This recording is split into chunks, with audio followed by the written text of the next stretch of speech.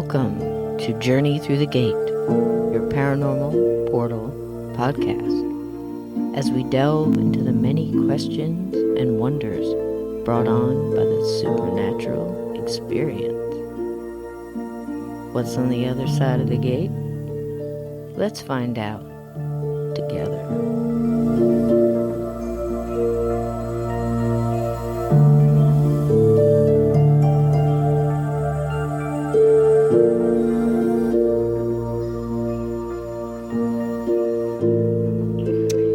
Tonight, we are walking through the gate with a gentleman I admire for so many reasons. As a child, he lived through more true nightmares than our minds can fathom. He has taken his experiences and his love and power of God to help others through the true evils in this world and toward the light of hope and love. His books, Dark Forces, and The Connection are riveting and detailed. They have been the subject of the most watched episode of a haunting titled The House of the Dead, numerous television and radio appearances, and shown the world the answer to the dark is always the light. Please welcome spiritual warfare minister, exorcist, and life coach minister, my friend, Bill Bean. Welcome, Bill. So much, Cisco. It's an honor and a pleasure to be on with you. The honor is all ours, I assure you. Now, I know you are a busy guy. There is so much going on out there. So if you don't mind, I'm going to jump right in with a question. Do you mind? Sure, no. Ask away. Anything that you like. Okay. We could go through everything that you went through in the house as a child. But I'd like to jump ahead a little bit and just give a little bit of bullet points of basically it was in the 1970s and you were in a home, you and your family. It was a brother and a little older sister and your mom and your dad, correct? That is correct. And everything was good to go and everybody's personality was upbeat and a loving family until you got into this house and very slowly things started to happen, and as usual, they start on a gradual basis, and, before you know it, you're a neck deep in, evil forces, basically.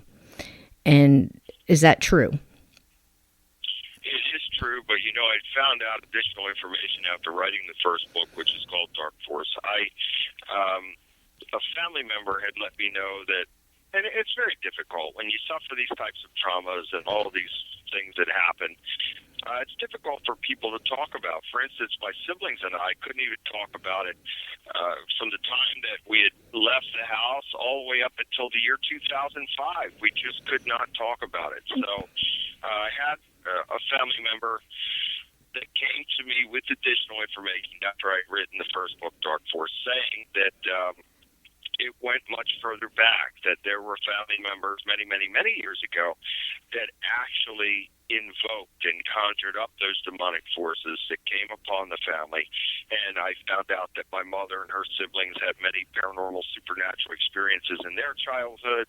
And also, they had lived in the very area at one point in time, to where that house was located, very close to it. And so she had pre-exposure to that. She was going through all these things in her childhood, my mother. And so she was pre-exposed to the area before we got there. So I feel that it was a combination of those family members who I don't even know. They were around before I was born and probably before my mother was born as well. It was a combination of them along with evil that was present and manifest in that house and in the area. And I think that's why it was so severe for my family and I, because we were in this perfect storm surrounded by these demonic forces, and it truly did. It greatly contributed to the destruction of my family. Yeah, that's what I was seeing too. Being the fact that I have looked into this case for years because, as the listeners may know, I've mentioned it before, it's so typical. Now, we like to think when we see things like this on our television set or we read our stories or whatever, that this is just made up Hollywood nonsense. I assure you, as my listeners will know, this is as real as a nose on your face. If you're going to look at this world, you have to understand, even if you just took the religion part out of it, that if good exists, evil exists. It's a balance. It's a high vibration, low vibration, just like the ultimate love, the ultimate knowing, the ultimate joy of light, and then the absence of all those things.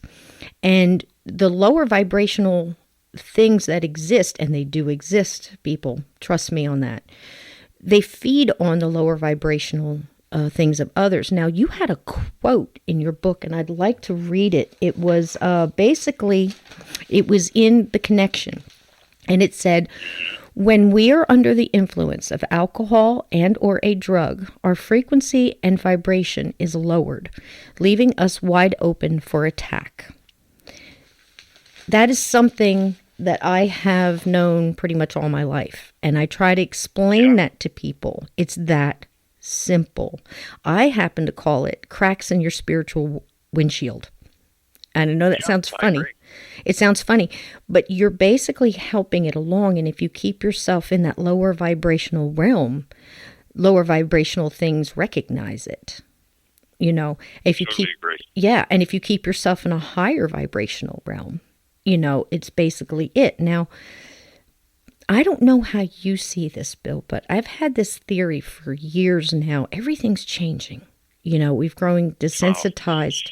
Very rapidly, Cisco. Isn't it amazing how fast? And I talk to people like yourself, and they all seem to agree. Everybody calls it something different, but it's almost like there is this dark fog that's crawling over the world, and it's hitting the people that are an easy influence.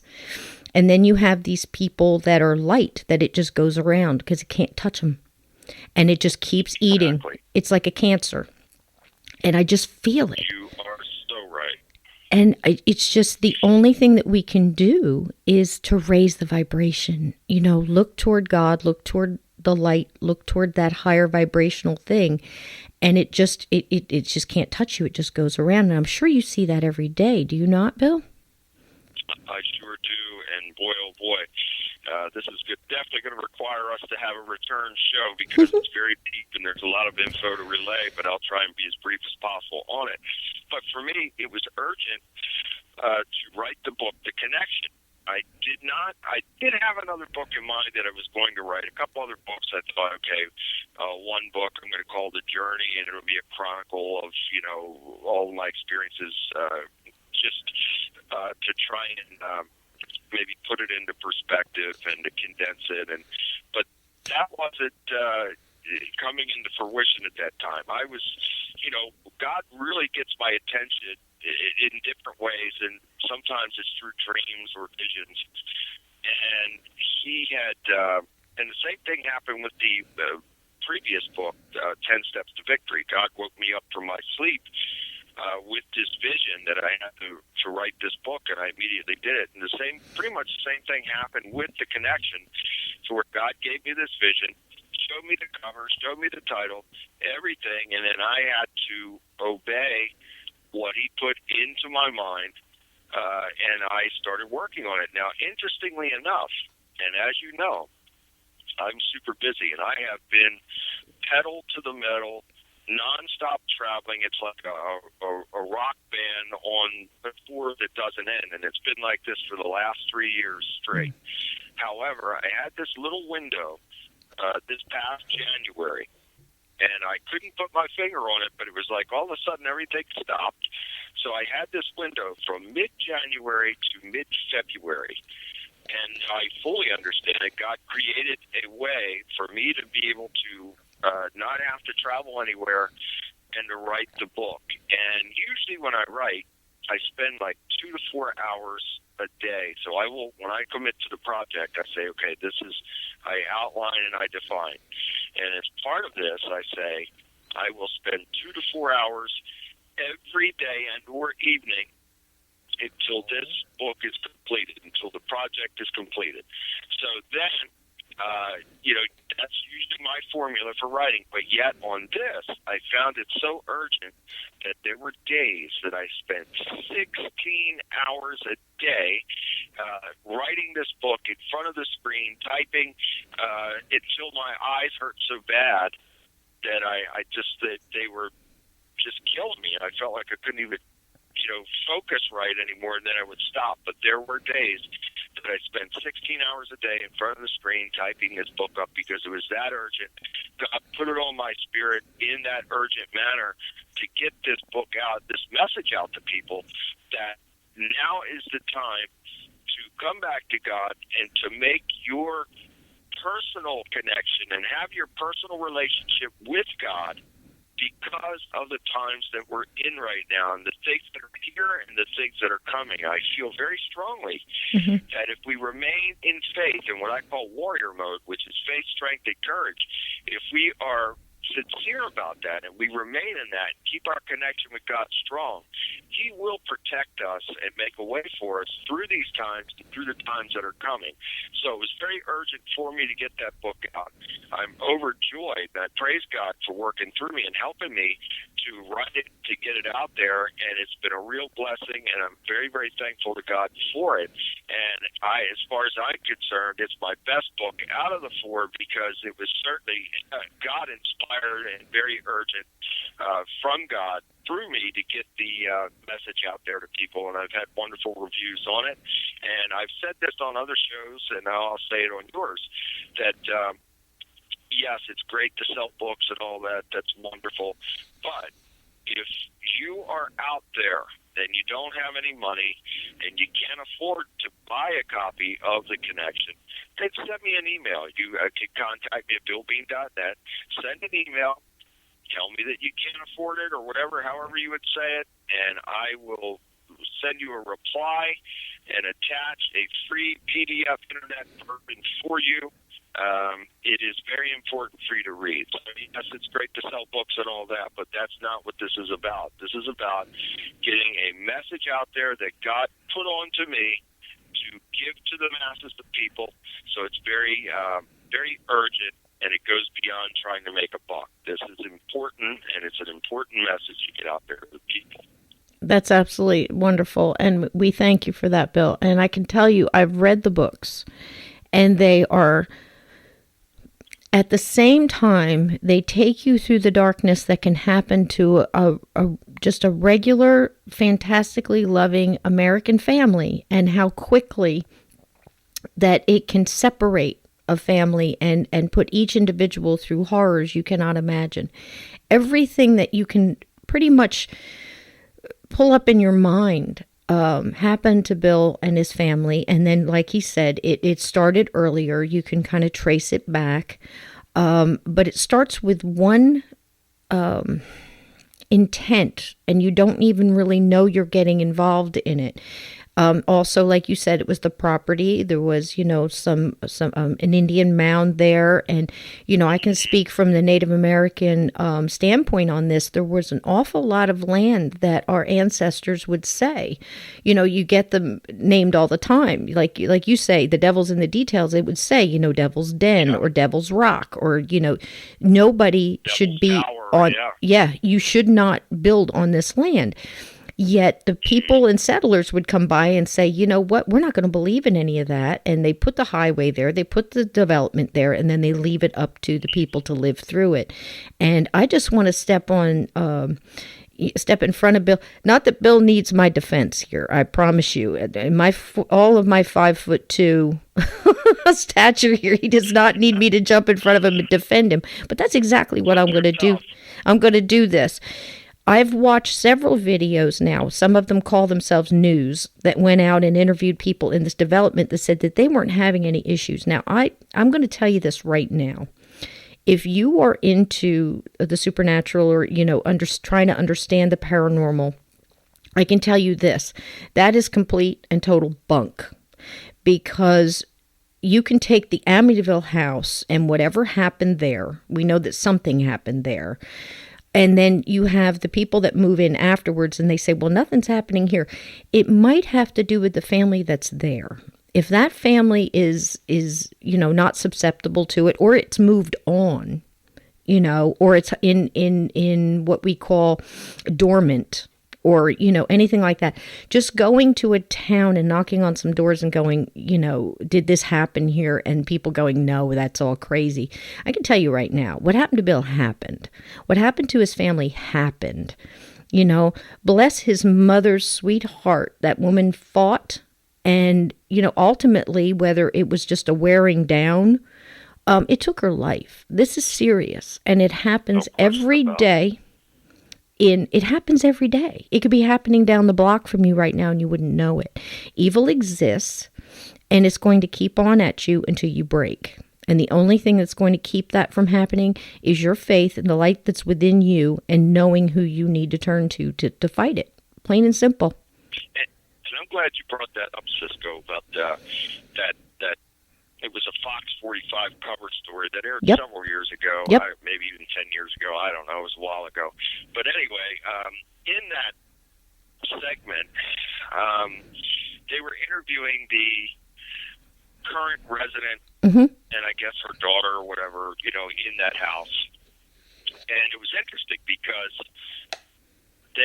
I've never met these people, and I certainly wish them well, and I've prayed for them, and I would help them if they ever needed my help spiritually. And they said in the episode that, the news segment, the Fox 45 cover story, that Bill Bean, the only evil was Bill Bean in his books, and nothing has happened there, and all this stuff. And hey, God bless him. I wish that were true for him.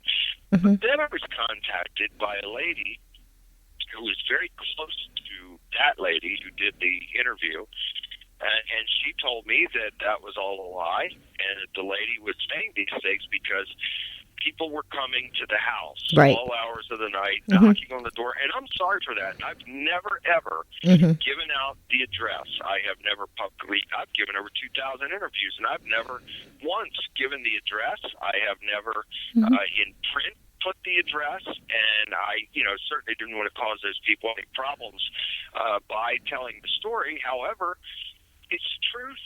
And I have every right to talk about that because those events really happened. It's the truth. So I'm sorry for any inconvenience that those people, have been put through.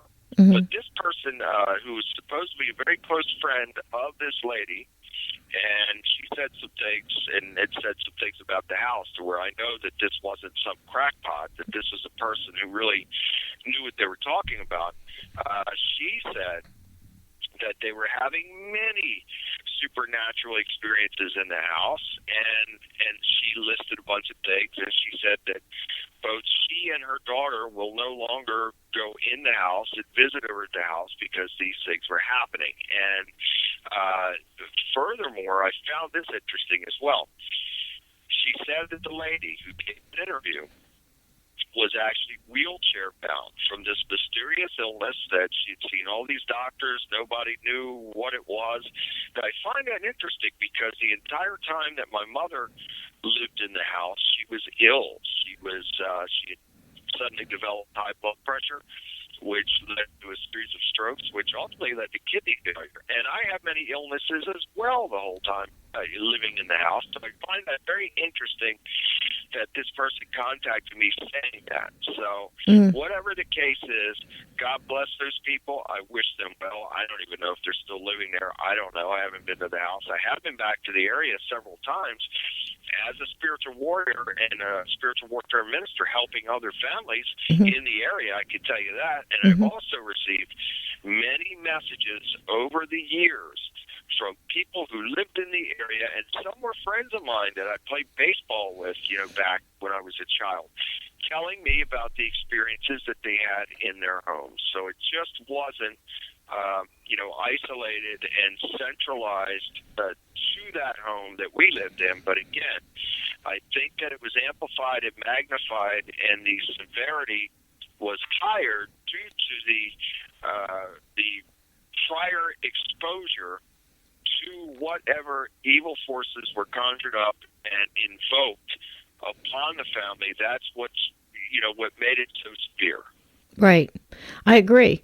And, we also have to understand in the paranormal, I still have many people who say to me, well, you know, well, nobody died in the house. Well, we know that if you're paying attention to this and you're doing your due diligence and you're collecting data from true events, that doesn't have to happen. The whatever can be attached to the person, it could be attached to the family, it could be attached to the ground, it could be attached to an object. There's all different ways. So just for, a person to come out and say there's nothing like that happening here, whether she was telling the truth or not. And we also realize that, come on, we're all adults here. We know that things are edited. They're, whatever the story, whichever way you want that story to sway, it's going to sway that way. You better believe it. Yep. And the lady was free to voice her opinions in the way that she did. And again, God bless her and her family. I have no ill will towards them. I'm sorry if they have ill will towards me. But I wish them the best. And as a matter of fact, my parents had found out long after living there that a lady actually did die in the house. And she died in supposedly, according to what they found out, that she died in my sister's room in that back bedroom. And another interesting thing that took place in that house, I've been in many of those houses, from childhood up until going back to visit people as a deliverance minister. So for many, many years, I've been in and out of those homes in that area. And the walls in those homes are very thin, so it'd be very easy to put your fist or a knee or an elbow or something through those walls and make a hole. Very, very easy. However, in that house that we lived in, again, think about the dark brown paneling on the walls. It was very dark in the house always, but the walls were very solid. I mean, rock solid. And we found out that someone had doubled up on the walls. So they actually built walls over top of the existing wall in the house, and that's why the walls were so solid. I wonder why, Bill. Interesting? It is interesting because my mind goes right to why. So somebody was having problems before, or there's something in those walls they didn't want them to find. I mean, heaven knows, Here's another interesting thing, Cisco, is that, again, as a child, I had this compulsion to dig into my closet, which had this, I guess it was like sheet metal, and it had the riveting in there, and I would take my dad's flathead screwdriver, butter knives, anything that I could get my hands on. I had this compulsion to dig open, to pry that wall open in that closet. So, was something compelling me as a child to unleash something that perhaps may have been in those walls? I don't know. You never know. I mean, that's just it. You go into, when we were talking earlier and you're saying you're going from hotel room to hotel room, I kind of cringed a little because I've always had the feeling, too, of any time I was in an apartment or a hotel, the energy, the sheer amount of energy that's left over by other people, and you never know what's going on in there. I mean, and the kind of energy... That's what I do. I'm hoping so. When I go into every hotel room, good for you. I say I bless that hotel room, and I bind and rebuke anything evil or negative that is present everywhere I go. I don't care how tired I am. It doesn't matter. That's the first thing I do when I go through the door of the hotel. And you are not the only friend of mine I have that does that. It's the same thing I do. I mean, I could tell you right now, my husband will say, you're going to want to do your holy water and your stuff and your sage right now, aren't you? I'm like, yep, out, leave me alone. He's like... He's just so complacent. He knows the routine. Yeah, well, he knows to stay out of my way, too. It's like, look, I'm going to douse you. The funniest story. Oh, gosh, you're going to laugh. You need to laugh. This is so funny. This is my Mario. He comes in from hard work. He's hard working. He's 7 days, 6 days a week most of the time. Bless his heart. And he comes home and he's, and he's so, we forget who the real heroes are, don't we, Bill? the ones that go to work I and believe take it. care of their kids, and God bless them. So he comes home and he takes his shower and he goes in his room and everything, and he comes out, and so nonchalantly I'm sitting on the couch reading a book, and he says, I was going into my closet. He has this big sliding glass mirrored closet door, and he said, I was going into the closet and there seems to be crosses, in some kind of, is that maybe oil on the closet door, And I said, yeah. And he says, is there anything I need to worry about? And I said, not anymore. And he said, okay. And he toddled on and went about his business. He doesn't, don't need to know. We're good. We're taken care of. But isn't that funny? And you know what? That should just be, we should get down to that normalcy of it, because what happened to that, Bill? I mean, in our lifetimes, we have gone from the Waltons to the Walking Dead. Do you remember? Well, in our lifetime, the things that you couldn't put on television, and now you can watch somebody blow apart any time of the day on at least 10 channels, anytime, any day. Yep. And we've grown desensitized. Oh, sure, I agree.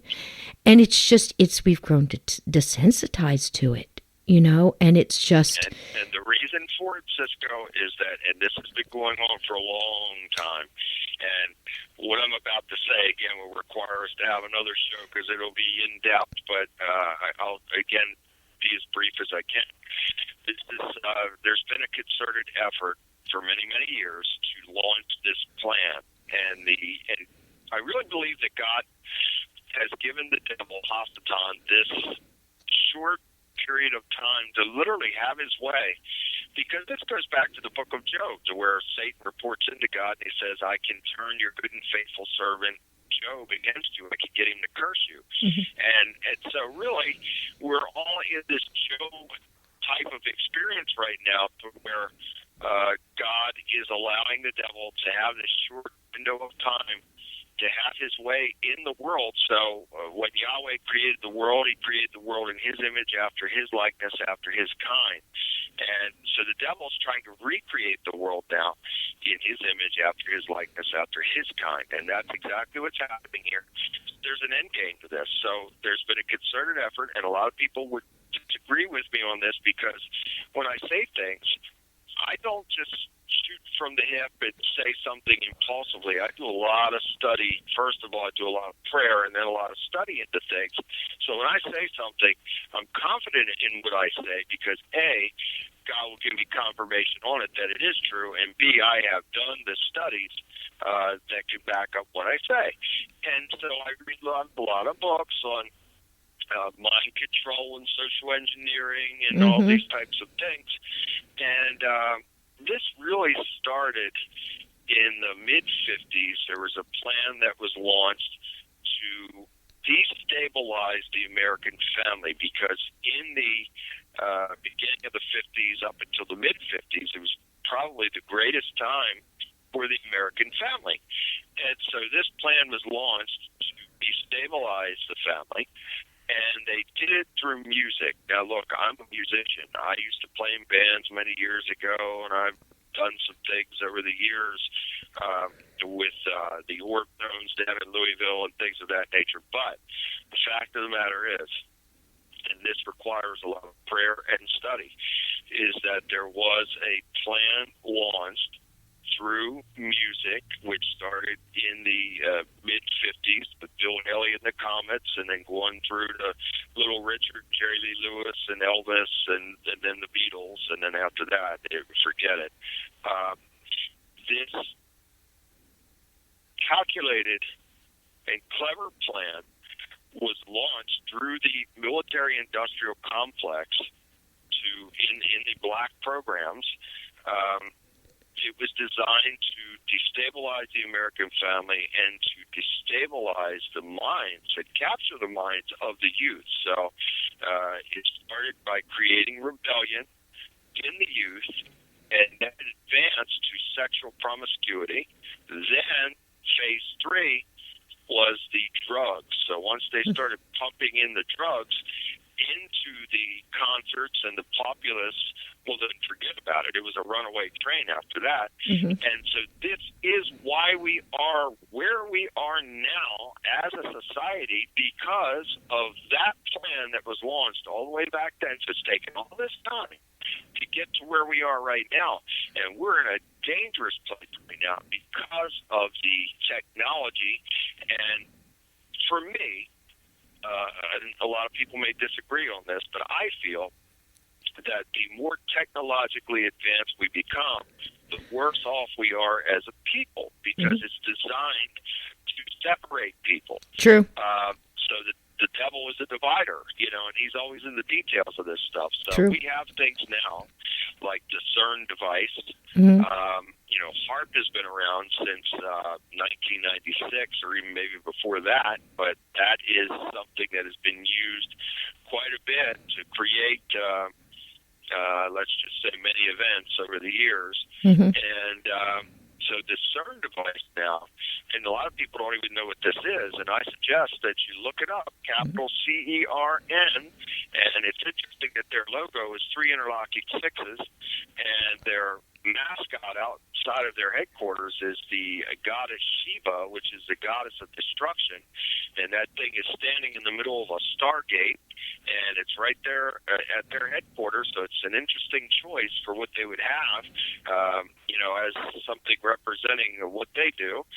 And I really believe that we have progressed so much technologically now, and it is due to a relationship. And these people know who they are. And more importantly, God knows who they are. Some of these people in the shadows, the black ops, they are communicating with the devil's demons. And I believe that they're taking orders from the devil through those demons to carry out these types of things. And this is where AI comes in, artificial intelligence. And so we are on a really slippery slope now, where all these things are being introduced. And this is part of a great social engineering project and a mass mind control project, and it's all designed to lead people away from God and to distort people's connection with God. Therefore, if you can lead the masses away from God, then you can reprogram them to have different belief systems and to believe in the beast system. And the end game in this system, I really firmly believe, and it is in the not-too-distant future, in my opinion, is that they will soon make an announcement saying that they've come up with the greatest technological discovery in the history of mankind. And for those who want to be a part of this great new world, they're going to have to receive this chip, which I believe is the mark of the beast. And the masses are going to be told that if they receive this chip, they are going to merge with machine, and whether that's the D-Wave quantum computer system or whatever, it's all the beast systems, so no matter what it is. And once they do that, they will become immortal, and they'll never die, and they'll never be sick again, and people are going to line up in the masses to take it, and in my opinion, it's the mark of the beast, and that's the end game right there. So God is allowing all of this to happen for this short time because it is all about those who stand tall and stand strong in faith, strength, and courage. And if we have that close connection with God, He will give us the spiritual discernment to know what is true and what is not, what is right, what is wrong, and the things to do and the things not to do. Right. And, people, you're not the only one saying this, Bill. And in my opinion, my humble opinion, I've told anybody that listens to that there are, without a doubt, frequencies coming out of certain shows, like even the news. I can feel it. I can be in another room and I can tell when my husband's got the news on. And I'm like, what are you watching that for? I can feel the frequency changing in this house, and he'll cut it off. I can tell you that, again, if you just take it as frequency or vibration, that you can feel it. I have people that ask me, well, how do I, heighten my vibration? I'm like, turn on, some good uplifting music and dance barefoot in your kitchen. Laugh, tell jokes, do whatever, but lift it.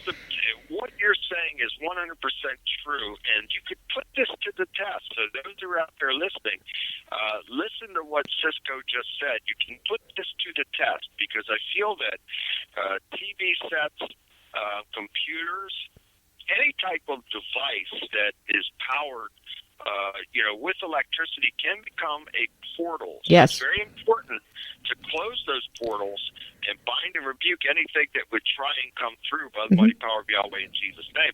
And so it's very important. And take note of this as well. And I've seen this so many times, and you will see it. If you look and go back over the last probably 10, maybe 15 years, take a look at all these, and not just the rock bands, but, these rappers and everything else, these pop stars. Take a look at their stages, because they all have one thing in common.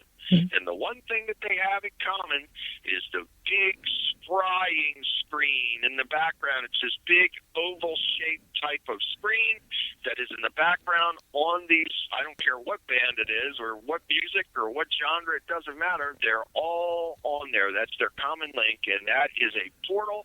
It's a scrying device, and that allows those demons to come through at the concerts and affect the people who are in attendance. There's also something I had a theory too about. I was trying to explain to somebody. I said, can you imagine when you get a group of people together? Now, I could be completely wrong on this. You tell me what your thoughts are.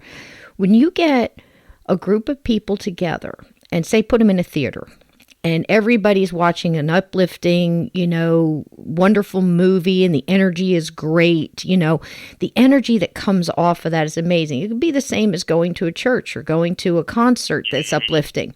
It's a gathering together of a group of their energies, and it's all high vibration. Now you take the same group and you put them in a movie theater and you watch a movie like Saw or, some other, just saying it makes me sick, but I recommend that people don't watch those things. And these are all, there's a reason for these movies to be out like this, to really affect people in their minds and their bodies and their spirits, because everything is interlocked. And a movie like Purge, for Pete's sakes. Can you imagine a movie like Purge coming out, 20, 30 years ago, what people would say? I mean, it was just, but people are watching it. Purge. I don't even know what that is. Well, I'm glad. You don't want to know. But it's just, imagine the energy, just the lower vibration, going down. And I'm going to tell you something, whether it's a human, a human ghost that's still there and it's stuck in a lower vibrational thing, it feeds on lower vibrational things. And if humans can do that, you imagine entities that feed on that as well. Fear, depression, everything. Now you bring in the drugs. I'm going to tell you right now, this epidemic, I mean, drugs have always been bad. You can go back for however long you want to be, and drugs have always been bad. But I'm going to tell you something. The opium fields are wide open, and they're pumping it. And, our youth, it's so bad here in the East.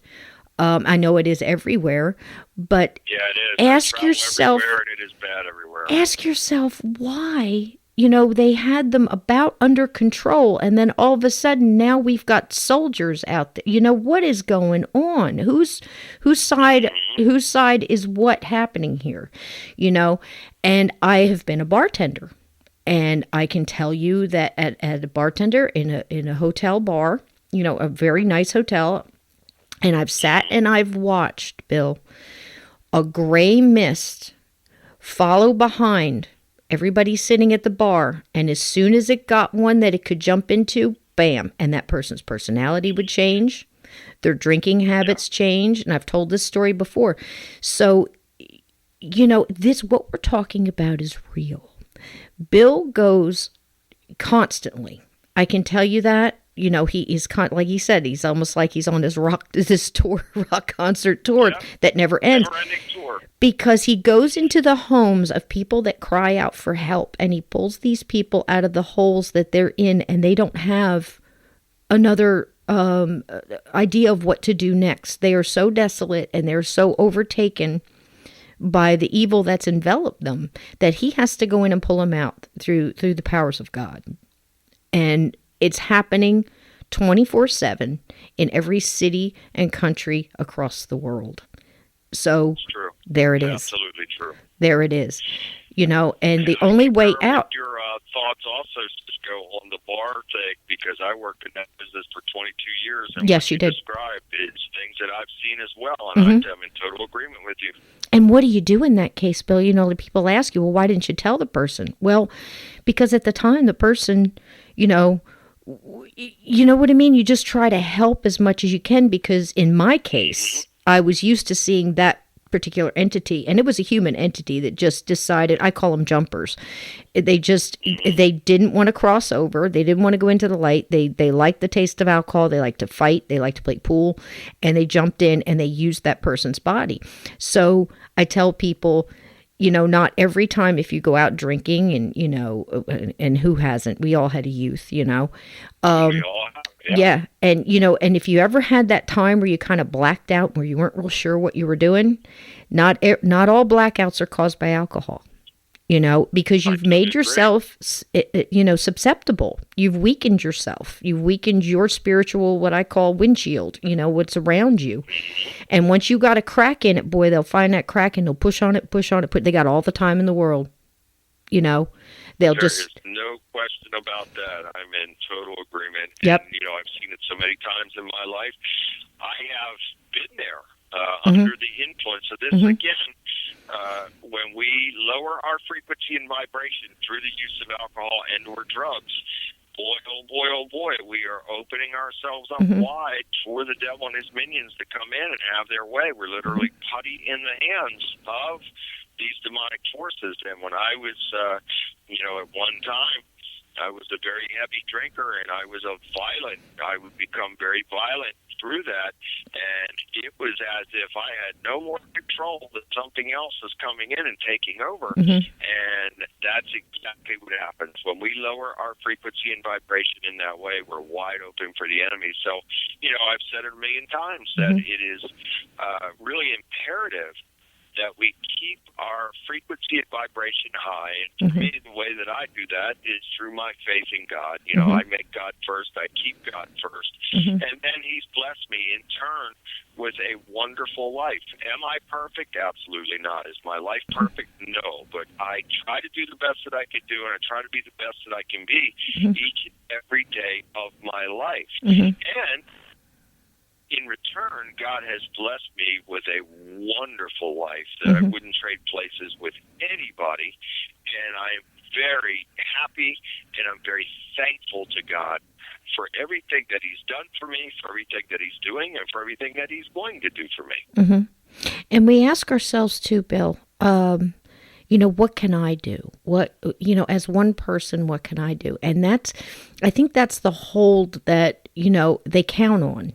Because we can make a difference as one person. You can make someone smile. You can, instead of trying to judge that person or we all get road rage or little things like that. But everything, like we said from the beginning, we're like pebbles in a pond, and our ripples cause reaction. And we might not realize how far out those go.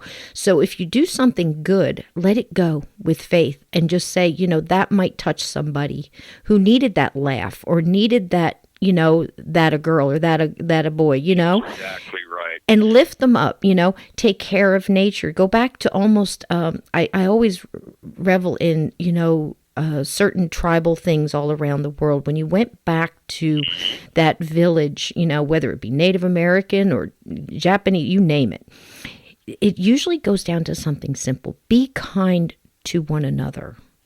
Take care of nature. Be kind to animals. Be kind to, I'm in total agreement. Because you give that out. Everything is there and everything has a purpose. People laugh at me because I've skipped a meal to feed animals outside or feral cats or whatever. And, if that's something... You're a wonderful and blessed person, and God, that's Christ-like to do something like that. Well, that's the thing. you appreciate what you have. We are so blessed if you just look around and you get out of the material stuff. We've kind of grown up in the past, couple of decades of the me, give me mine. We are what we drive. We are where we live. We are what we wear. And you know what? We need to get back to that core. I am who my children become. That's my legacy. Exactly.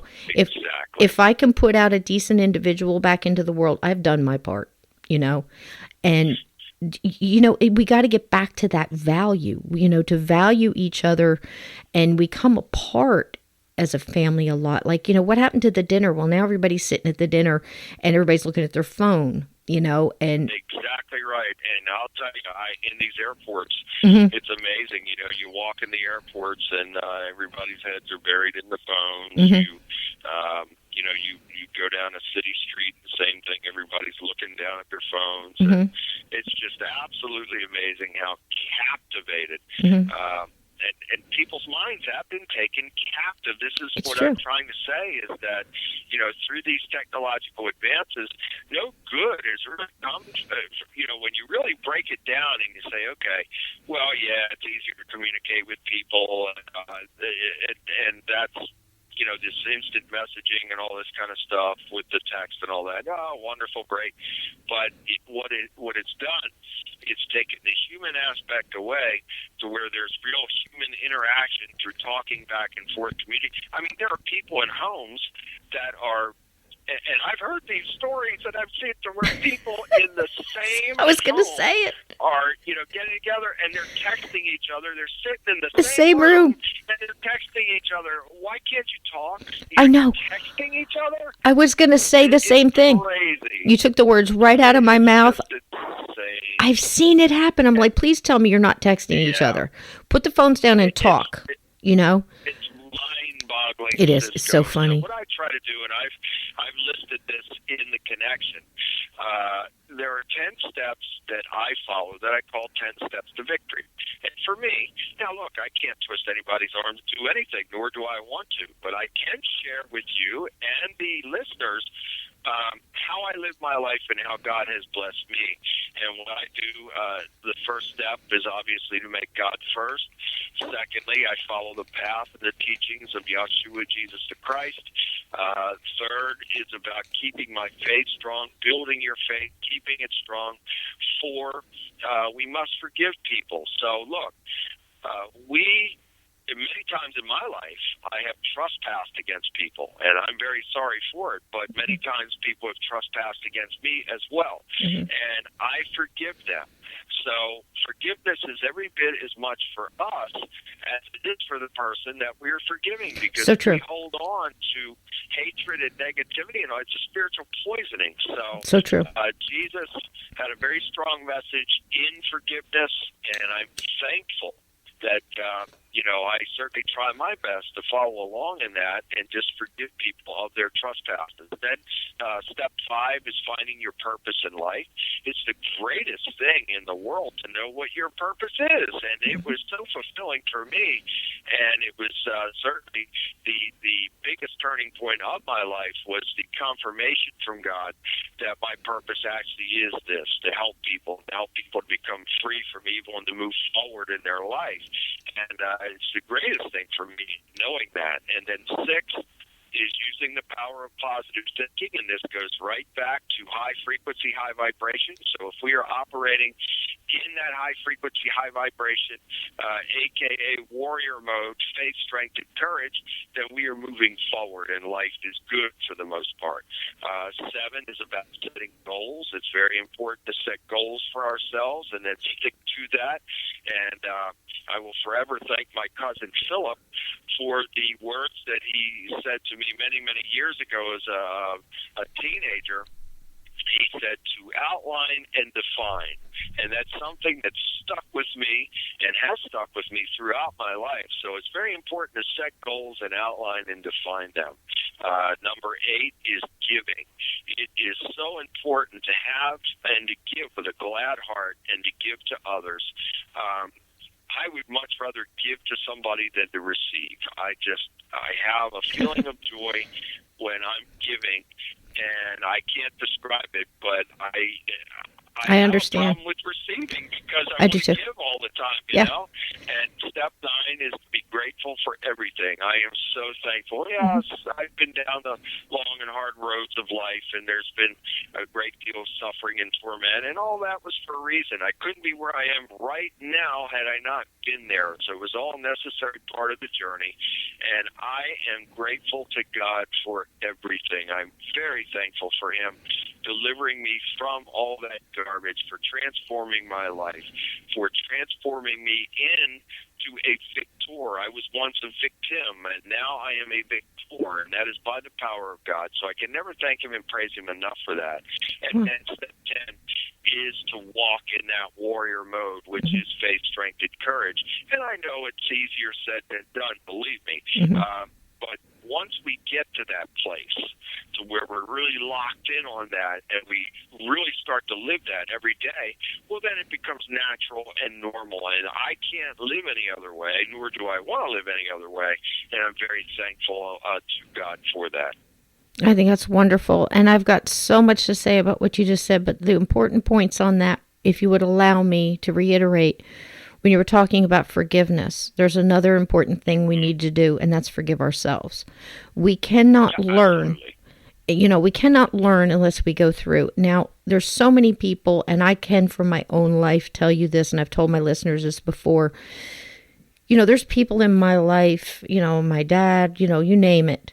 And, when you get to a point, you just got to go, okay, was that person in my life so I could learn something? You cannot blame a rock for being a rock. You can hold on to a rock and hope it's a tree all day long, but you cannot change people. You can only change how you react to it. And once you realize that, that person's going to be a rock their whole life, let it go and forgive them for being that rock and stop holding on to it, because it's like we're wearing these long trench coats with lots of pockets. And every time you have a lower vibrational feeling like anger, greed, hatred, regret, whatever, it's like putting another rock in your pocket. And you can't lift yourself up with all that weight. Let it go. Let it go. I totally agree. Glean from it. Agree. Yeah. We see the messages that are set out through these entertainers and these TV stars and movie stars and all that, and it is the message of greed and envy, and this is the lifestyle you're supposed to live, and no matter what, you do whatever it takes to attain that lifestyle, and et cetera, We could go on, but we're running out of time. I can't wait to come back so we can dig into some more of these things. But, absolutely, but only in America. More to talk about. Only in America do you have a disease called anorexia. Where did our young women get this idea that they had to be so skinny, off of magazines, and it's just so sad. How sad is that? It's just, you don't hear about that in Africa and things. It's just like, it's mind-boggling. But listen, people, you are a light. Within you, you carry that divine light. You are a child of God. You are a child of your source. And don't let anybody put that light out. Bring it from within and surround yourself with it, and you'll see your life change. And I cannot say that enough. And that is myself.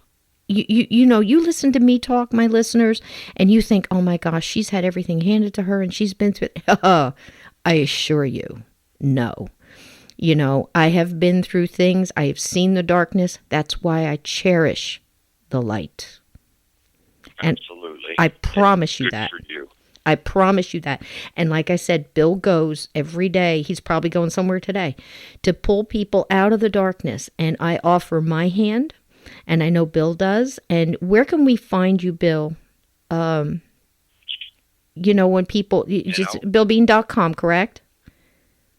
BillBean.net. .net. And so if you punch my name into Google, you'll get the phone book. It'll be very easy to find me. But I want to thank you, Cisco, Cisco, so much for having me on. It's been a real pleasure. And you and I could have talked for probably 5 hours. Yep. We could have done a 5-hour show, so we'll have to come back. I look Please forward to do. coming back the next time. And I want to thank everybody out there for listening in as well.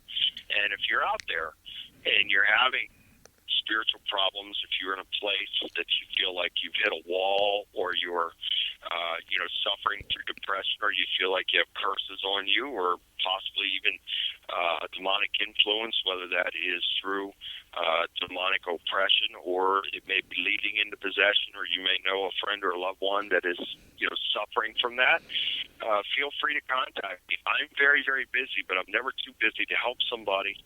And you can visit billbean.net. You can email me directly from the site, and my wonderful assistant, Melinda, will get back to you very shortly.